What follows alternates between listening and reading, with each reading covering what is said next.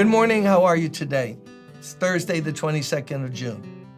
Before we start reading in 1 Samuel, I've got a little extra text to read today. Three things. Number one, if you have a prayer request, go on the church website.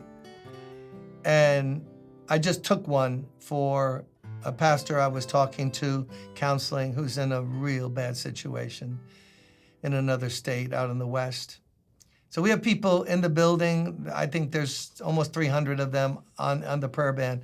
They pray on rotational shifts from the morning all the way through the night. And they will pray for you. They'll pray for your request for 30 days for nothing. They just want to do it. We want to pray with you, for the things you're believing God for. Number two,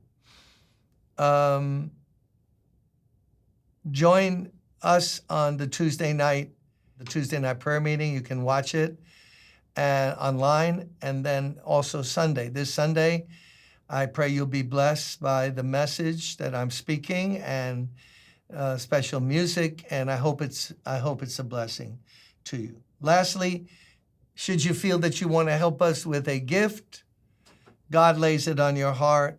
Every bit helps. We're trying to do so many extra things this summer for the Lord, reaching people, helping people, prison work in hospitals and shelters and outreaches and youth. So if the Lord should lay that on your heart, you can give online. Just go to the website, brooklyntabernacle.org. And now we return to 1 Samuel chapter 14, verse 24. They just give a beatdown to their overlords, their conquerors, the Philistines. They have been set free now. Now the Israelites were in distress that day because Saul, even though they're getting victory. So why were they in distress? Because Saul had bound the people under an oath, saying, "Cursed be anyone who eats food before evening comes, before I have avenged myself on my enemies." So none of the troops tasted food. The entire army entered the woods, and there was honey on the ground. When they went into the woods, they saw the honey oozing out, yet no one put his hand to his mouth because they feared the oath. But Jonathan and his armor bearer, remember, they hadn't been there. They left early and went out and started a skirmish. Jonathan had not heard that his father had bound the people with the oath, so he reached out the end of the staff that was in his hand and dipped it into the honeycomb. He raised his hand to his mouth, and his eyes brightened. Or it could be from the Hebrew, his strength was renewed. Little honey, little glucose, or whatever's in honey. Then one of the soldiers told him, "Your father bound the army under a strict oath, saying, 'Cursed be anyone.'" In other words, you're going to die. "Be anyone who eats food today. That is why the men are faint." In other words, the guy in the army who was there and is working under his father, Jonathan's father Saul, says, "You don't know? Your father made an oath." You know, he's known to just do some things, and said, "Nobody's allowed to eat anything." When a little refreshments might have given them some physical strength, they were like in a battle.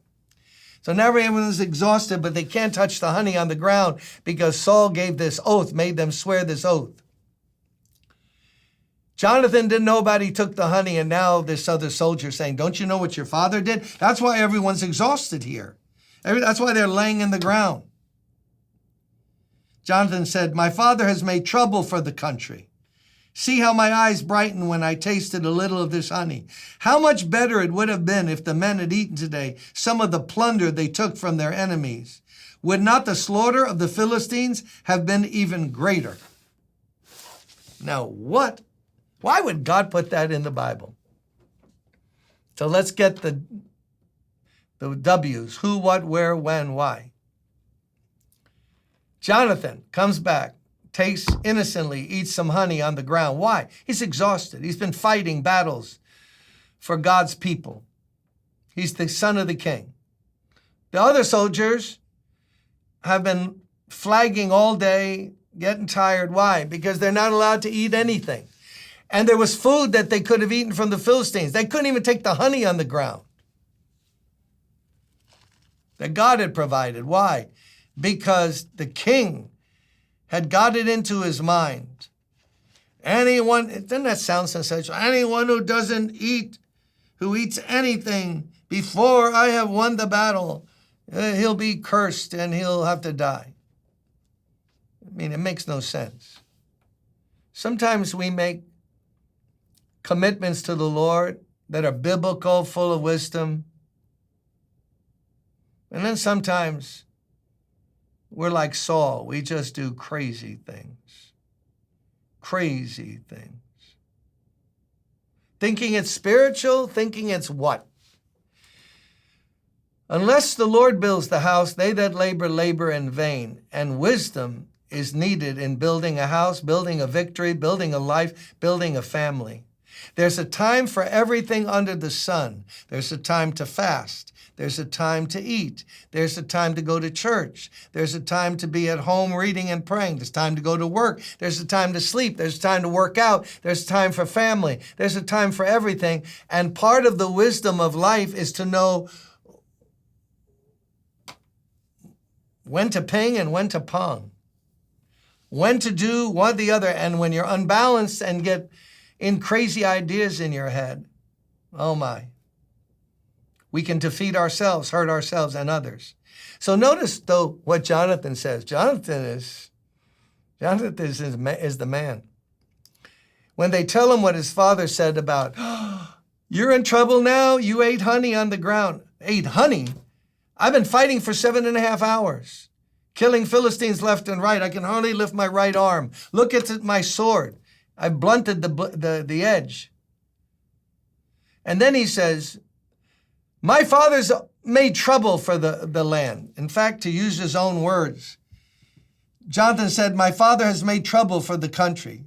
See how much better I am because I had the honey. And if you guys would have eaten something, the victory would have been more total, the defeat more final. Notice what he said about his father. He was a grown man. His father was a grown man. And just because his daddy said something or did something, he didn't have to agree. We're to honor our parents, but when parents tell us to do something wrong or silly or unwise, we don't, as grown-ups, go along with it. Well, father said it. Well, there was that kind of submission teaching. What was that back in the 70s? It was terrible. Even if God spoke to a young couple, I remember this particular case, young couple calling them to the mission field to give up everything to go. But the teaching was, unless your father says yes, you can't go. But dude, my father is an unbeliever and he's not saying yes, then you can't go. Says who?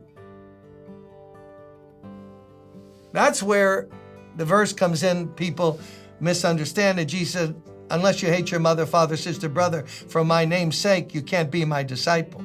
Even family loyalties. Not saying be mean to your family. I'm not saying dishonor your mother or father. But when the Lord speaks, nobody can stop you.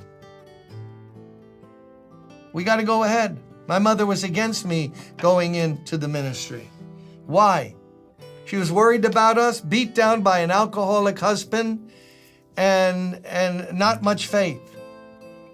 And said, you shouldn't do this. I didn't send you to college and all those classes to go to downtown Brooklyn with less than 15 people, and how are you going to pay your bills? Well, that hurt me. But what we're supposed to do, listen to my mom or listen to God? So remember that. Don't let family connections take you away from the Lord. Let's follow Jesus, 100%. See you tomorrow. Bye-bye.